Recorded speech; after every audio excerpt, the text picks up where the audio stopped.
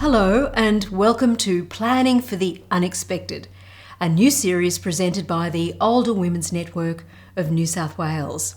I'm Amanda Armstrong, and my special guest today to take us through this tricky and sometimes difficult terrain is Alice Mantel. Alice is a family lawyer and elder law specialist, and she's also the author of Every Woman's Guide to Retirement. Hello, Alice. Hi, Amanda. Thank you for inviting me today. Now, why do we need to prepare for the unexpected? The unexpected can include all sorts of things. At OWN, we get a lot of questions about preparing for the unexpected. That might mean preparing for death, or it might just mean preparing for when you might become incapacitated as a result of a serious injury. For example, you might be in a car accident and suffer a brain injury, which leaves you unable to make your own decisions. None of this is easy stuff, and many of us would rather not think about it. But being prepared can offer us peace of mind, and for yourself and for also your friends and family. Preparing for the inevitable helps you make the most of your time now, but also allows you to have freedom from decisions when you're not necessarily able to make good decisions, and you're not going to be a burden to your friends and your family. We all need a certain level of acceptance about our inevitable end.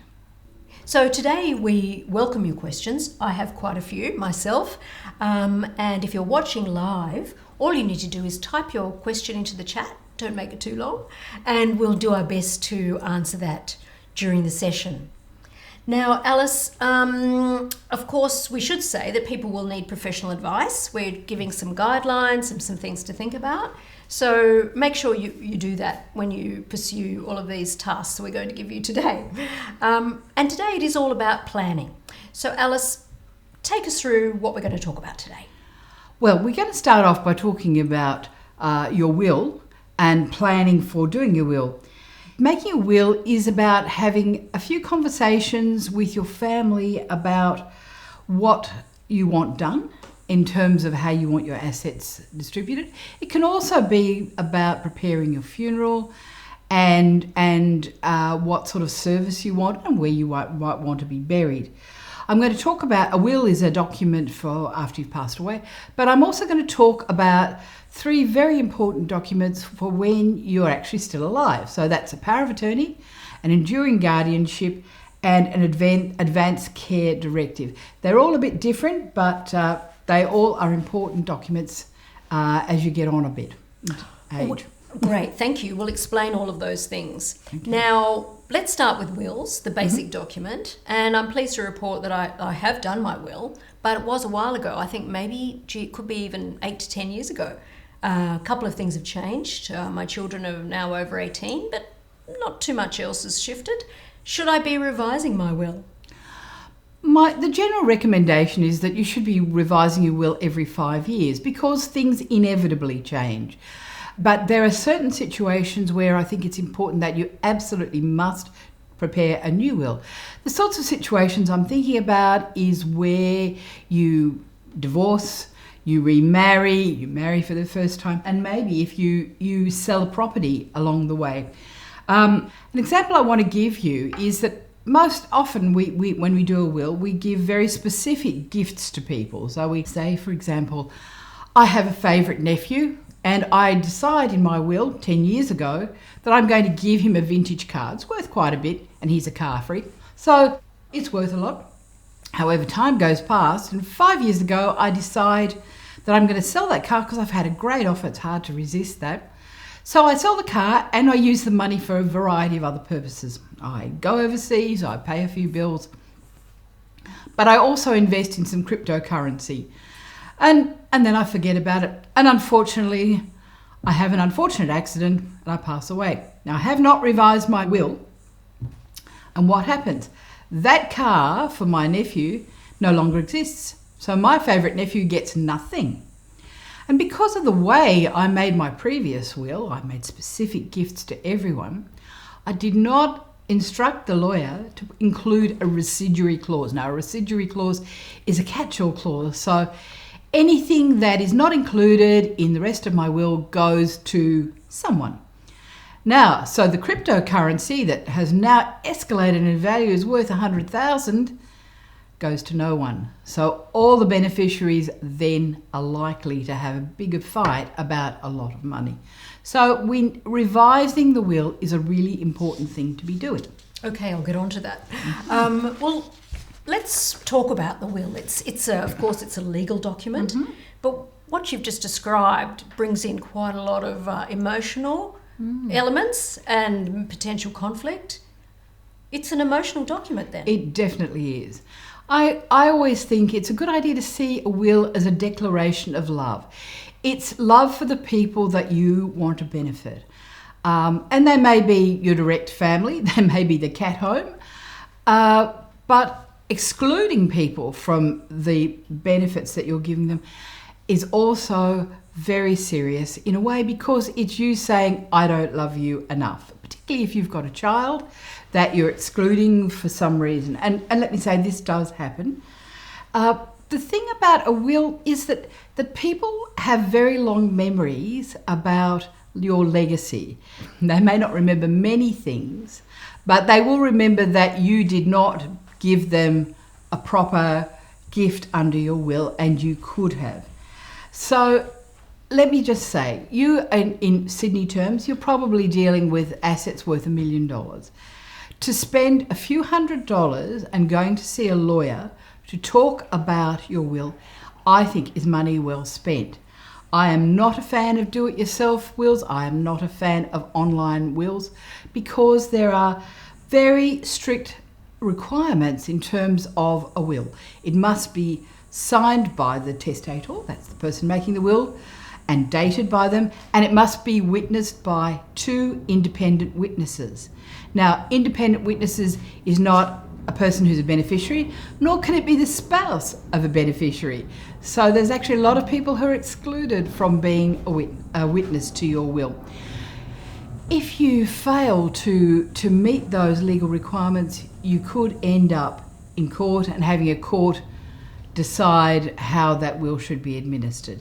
So, in my view, talking to a lawyer is money well spent. It's also having someone just to chat about, why I want the will to be a certain way. So, unless you have the most simple will in the universe, I give everything to so-and-so, I would recommend that you go and talk to a lawyer. It's not expensive. Usually they don't charge that much for making the will itself. What if in your family there's disharmony, there's distrust, there's dysfunction? What about the public trustee as somewhere where you do your will, who also might act as executor? All right, so that's important. Now that you've mentioned an executor is the person who administers your will. And having a family with disharmony is where it's likely to arise, is the appointment of the executor. Normally it is your child or children, assuming they get on and they are interested. An executor is actually a real administrative role, and it suits a person who is willing to be patient and to go through all the financial details that are required and the paperwork that needs to be done. It's not a job for everyone. It has to be someone that you trust to follow the instructions that you've given in the will. So if you say, well, I want this property sold and the assets distributed to so-and-so, that's what happens. A lawyer can be an executor. A lawyer can be an executor. Now, the public trustee is a good choice, all right? The public trustee charges very little for making a will, but what they do is they also administer the will, and that is actually where they make their money. They're a statutory body, the public trustee. And they will charge a fee. It's about 2 or 3% based on the value of the estate. And if you have no one in your family or no friends who are willing to be an executor, they are a good choice. Sometimes where you have a problem, where you can already anticipate a problem, you might appoint an alternative executor. If the first executor doesn't want to do the job, then you have somebody else to do it for you.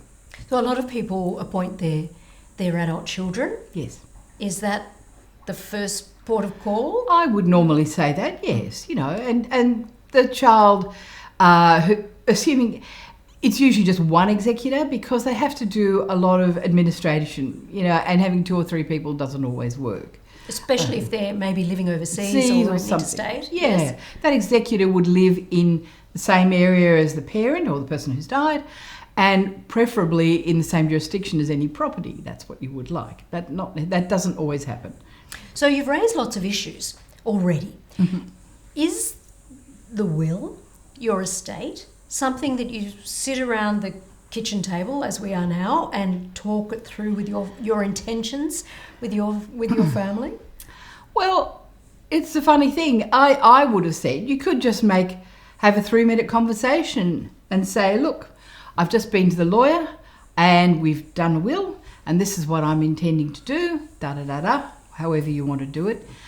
And while I'm on the subject, I would like this kind of funeral and I'd like to be buried somewhere or other, wherever you state. It doesn't have to be a big deal.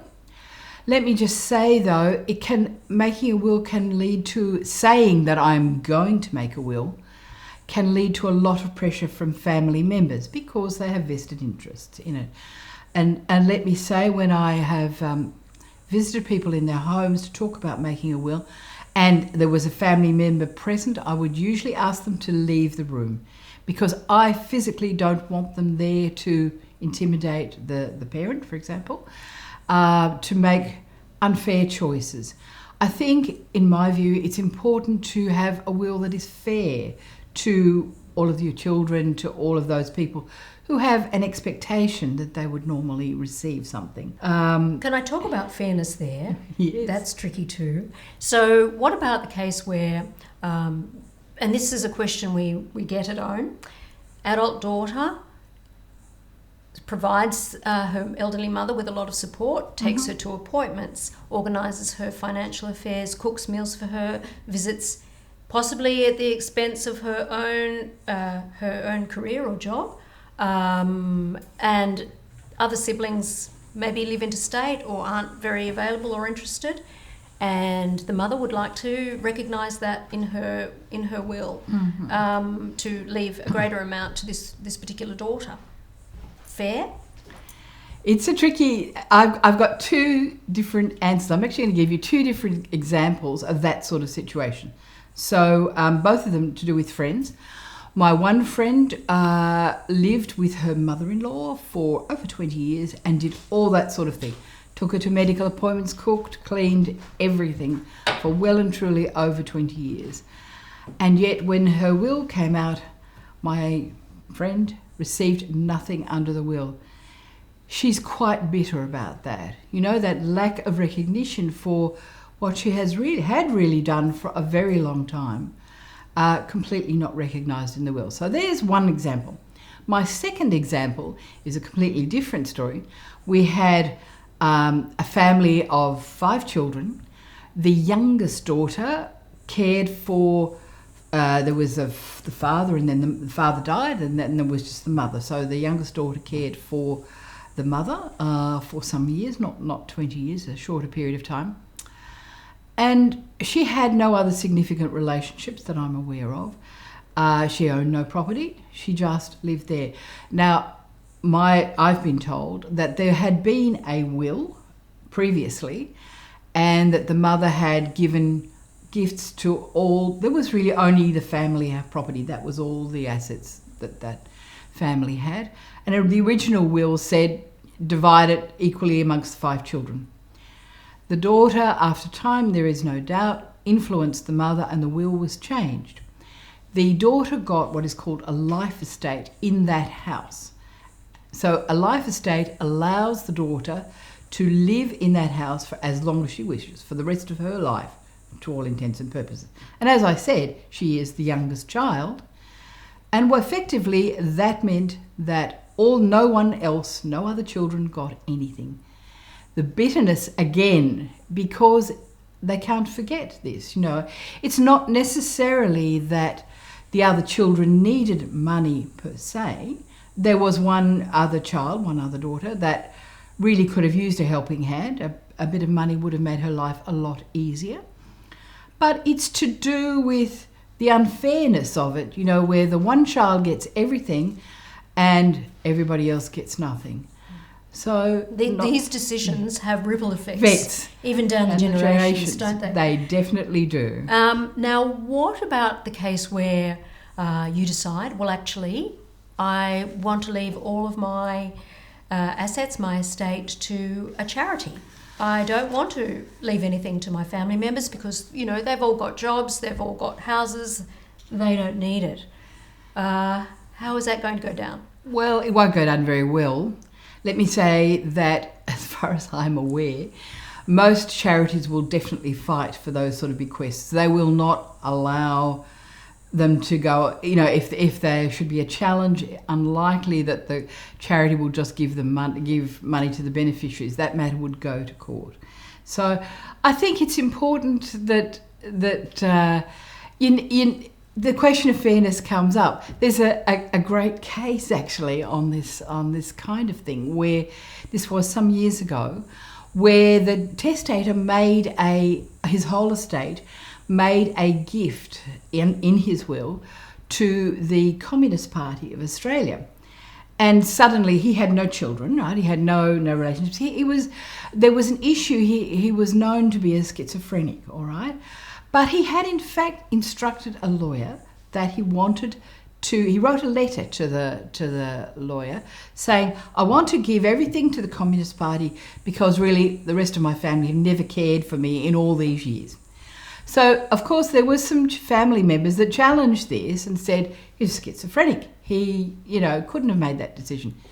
The court said no. The court said he wrote a letter to his lawyer and was quite clear for the reasons for doing that, for giving the gift to the Communist Party. He was a Communist Party member. This was some years ago. And it was upheld. So he wrote a letter explaining his rationale. Yes. And that's really how you get around that issue in terms of your will. If you wish to exclude someone, why you are doing it. And that issue comes up a lot more these days because of blended families. We have several children from different families all of a sudden under one roof, or not even under one roof. And they may have an expectation that they should receive something. For example, I'm in a blended family. My will says I am not providing gifts to stepchildren because I know they will be provided for properly by their own parents. They don't need my money, and my money will go elsewhere. So that is another reason. If you're in that sort of situation, you need to be talking to a lawyer, because there's things that people feel very strongly about. And particularly if you are part of a blended family where the children have been there since young, this is their family for 5-10 years, then they have an expectation to be treated like all the other children. So it needs to be approached very carefully. Alice, we've talked about the executor choosing a trusted person for that role. What about the power of attorney? What actually is that? That's an interesting question. A power of attorney is when you appoint somebody to be your legal representative.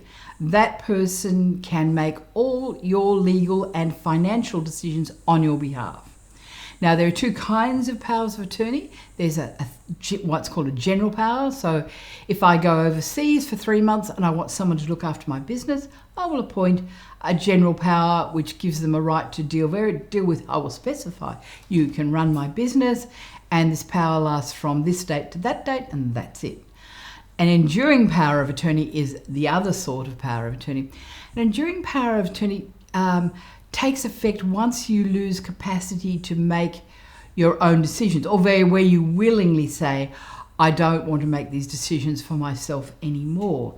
Now, you can choose date or time, or you can say immediately, I want that power to take effect immediately. So the enduring one is what we're going to talk about today. You will only appoint someone who is a very trusted person, because it is such a major power. It is a person who can sell your property, buy and sell property on your behalf. They can access your bank accounts on your behalf. And has unfortunately been a power that has been very abused. There are many instances of where family members use money for their own purposes. The attorney must make decisions that benefit you. You're right, the principal.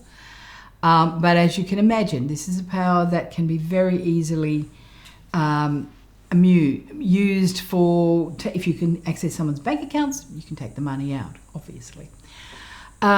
Normally what happens is that the power of attorney takes effect when a doctor says you are no longer able to manage your own financial affairs. It can be in that period of dementia, for example, early dementia, or where you have physical disabilities that prevent you being able to access a computer or go to the bank physically, that kind of thing. Now, Alice, a new element in this discussion, and it's a big topic, but let's just talk about it briefly, now available in all Australian states, is voluntary assisted dying. Oh, okay. Now, it's complex and it's highly legislated. Yes. What is that? Well, it's a complicated process, let me just say, in every state. New South Wales has been probably the last state to introduce voluntary assisted dying. It's a process where a person can say, I want to be euthanized, basically. It is that person's decision. There are very strict guidelines as to whether a person may be eligible for that process. Normally, it is a person who already has a diagnosis or a prognosis of dying within 6 to 12 months, something like that. And the person needs to be assessed by a number of doctors, and then the decision of those doctors is reviewed by a board, and they decide whether or not that euthanasia can go ahead. The person will be asked 3 times, do they still want to die in this way? It's, as far as I can see, the cases that I have seen, particularly in other states, it's more or less limited to people who have those terrible motor neurone diseases, those wasting of the muscle diseases. So mentally they are still capable, but physically they can't actually look after themselves in any way. So they can't feed themselves, they can't walk, they are incontinent, that kind of thing. They're completely dependent on other people to maintain them. And when they're mentally still capable of making a decision, they have no quality of life, and they don't want to live like this anymore. Where a person has dementia, however, they may not be suitable for this because they cannot make an informed decision. Perhaps in the early stages of dementia, as I said, dementia is sort of a slow disease, and it progresses at different rates for different people. So people might have bouts of complete capacity, even though they may be in the early stages of dementia.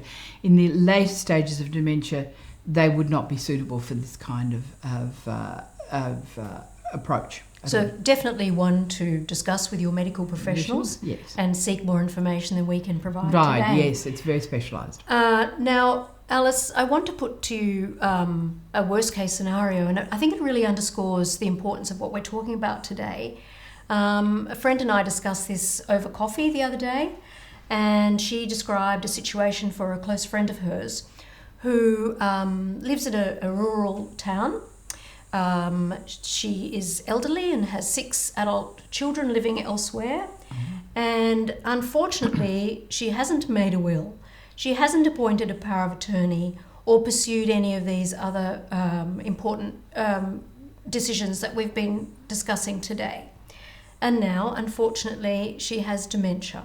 So she's gone past the point where she could draw up a will.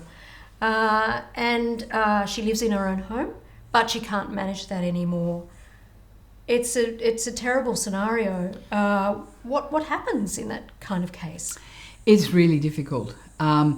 There probably are a number of options. A guardian can be appointed to make a decision. That means that there's an application by someone to Depending which state in New South Wales, it's the Guardianship Tribunal. It's part of the NCAT these days, and appoint a guardian to make a decision for that person. So there are a couple of things going on there. So one is dealing with that person's status at the moment where she's still alive. She needs to have adequate care, and then what you would have is one of those children would say, well, I want my mother to go, or mother I presume it is, yes, to go into a nursing home and make that decision for her because she's not capable anymore. And that's really why you have a power of an enduring guardianship. Now in New South Wales, an enduring guardianship, just to make it clear, an enduring guardian is a person who looks after someone's health decisions, health and lifestyle decisions, as opposed to the power of attorney who just looks after the legal and financial situations. In other states, that's not necessarily the same. They can be the same person in other states. So, but usually, and before the enduring guardianship concept existed, next of kin would make the decision for that person, though they would be put into an aged care facility to provide the care that they need. So even if they are fine in their home at the moment, once they start to do things like not being able to manage food purchases or cooking or cleaning and self-care, that kind of thing, they're likely to need formal residential care. So that's really what happens in terms of them at the moment. In terms of their will, once you lose capacity to make decisions, you have to have mental capacity to make a will. It's too late. Effectively, you can't make it for that person. That person will die intestate. So then the rules of intestacy occur. So the rules of intestacy are about an order of people who may benefit from someone's dying. It's a statutory thing. So it'll be your spouse will be first, and then your children, and then your cousins, and then your parents, your grandparents. There's an order which the legislation sets out as to how your property will be distributed. Now, be clear that you won't have an executor in that case, so you have to have letters of administration. You apply to this in each state. You have to make an application to the Supreme Court to have the property, the will administered and the property distributed. So you are leaving an awful lot of complexity, yes, for your family, and potential for conflict between these 6 siblings who are all going to have to really cooperate to give their mother the best care and sort out what happens afterwards. Yes. So I guess that just really underscores, while you can, while you have agency, while you have control, while you have time, crack on with this. Yes, because we don't know what's coming. Exactly. So Alice, it's a big task. How do you suggest people sort of approach it in a way that's sort of not too overwhelming, stressful and depressing? I don't think it's that hard, in a sense. I think that it's a huge relief. You're making this decision and you're saying, well, I want to benefit my favourite nephew, I want to benefit, my favourite cat home, my favourite whoever, or my children. I want them to be well looked after when I go. I don't want there to be an issue about money and property. I want that to be straightforward. So I will go and spend a few $100s and some time talking to a lawyer about how the best way to do that. I think it's a huge relief myself. I also think a power of attorney. So let me just say that I think, and there are conflicting views about this. I think a will is your own personal document. I've sort of half drafted my own, of course. And I insist that I wanted the type of funeral that I wanted. I also wanted particular music to be played, right? This is important to me because I've been to so many funerals where they always, have Frank Sinatra and I did it my way. That's what they do. And I thought, well, I don't want that. Thank you very much. So I've said that choice. That's what I would like. Now, of course, people might not get to the will at the time that you've died. So it's actually worth saying to your kids, this is what I want played. And I must say, I have actually done this. Oh, I'd love to see your playlist. I said to my daughter, you would laugh. I said to my daughter, I want a particular song played, and she says every time she ever hears that song, she thinks about my funeral. So it's an uplifting song. It's not meant to be a somber and serious song, because that's what I want. And as I say, talking about it before, not just in the will, but saying, and let me just say a couple of other things about the will. You need to have it in a place that your family can find it, and I know that we're going to talk about decluttering. And in our next episode, we're going to talk about decluttering. But one of the important things to do is to get your documents organised, and have all your important documents, like your will and your power of attorney and enduring guardianship and anything else, and your advance care directive. We haven't actually talked about an advance care directive. We'd better do that now then. We will. Yes. Just to distinguish it, not everybody will have an advance care directive. That is you saying to the medical people, this is how I want my treatment to go. So normally it's for people who have chronic conditions that they know are going to take a long time in dying. For example, chronic, dying of cancer or something where that it's going to be a long process, and saying, well, do not resuscitate. That kind of thing, and that will tell the medical staff that is how I want to be treated. So not everybody will have that. Normally it's a decision that the enduring guardian will make, but you see, you can have several people to be a guardian, your enduring guardians, and often people appoint several children, and unfortunately they sometimes disagree about do not resuscitate, that kind of thing. So it's important to, when you're doing all of these other tasks, to think about that as well, because you don't know if you're going to, unfortunately, be in that scenario where those very difficult decisions are going to have to be made, and you may have a strong view about it. Yeah. So good to express that. And some people have very strong religious views on this subject, let me just say. That's right. Need to be clear about that. But as I say, you need to be relatively well organised so that people can find those important documents. That's right. So anyway, that's... Well, that's a lot for us to go on with. Yes. But meanwhile, Alice, I've been working on episode 2, preparing for that, which is all about decluttering, and whether you want to pursue the Swedish method or the Japanese method. I've researched them all.